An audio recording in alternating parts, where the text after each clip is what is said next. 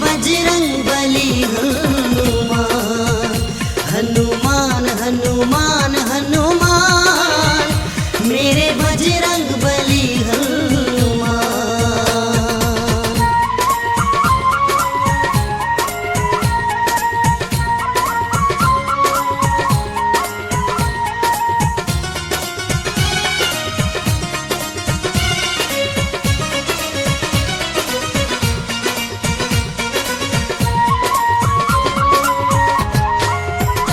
पवन पुत्र हनुमान जी, महावीर है बलवान जी।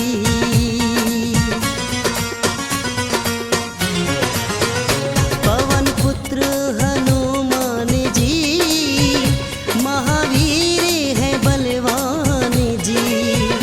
कांधे भगवन को लेके घूमे, ऐसी सेवा भी कौन करे। हनुमान हनुमान हनुमान, मेरे बजरंग बली हनुमान, हनुमान हनुमान हनुमान, मेरे बजरंग बली हनुमान। भक्त ऐसा जी कौन बने, ऐसी सेवा भी कौन करे।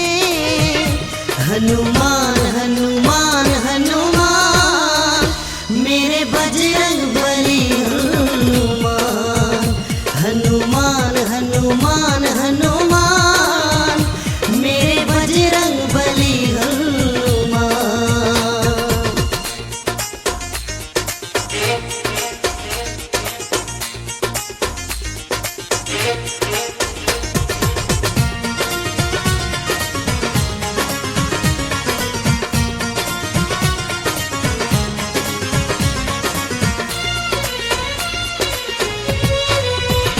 सीना चीर के दिखला दिया, सिया राम का दर्शन किया।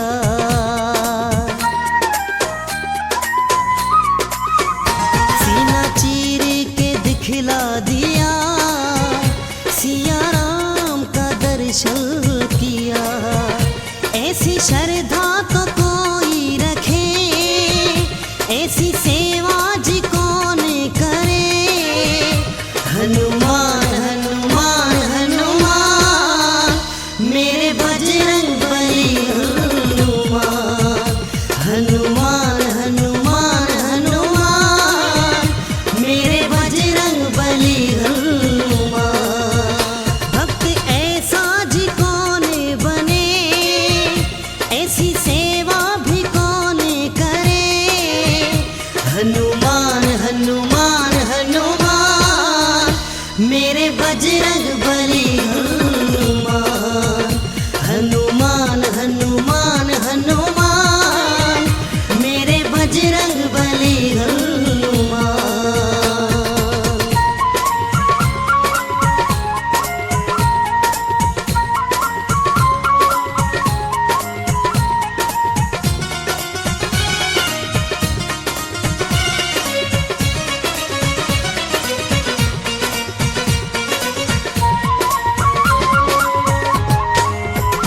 कहे गुलिये हरेश हमें, ऐसी भक्ति का दान मिले।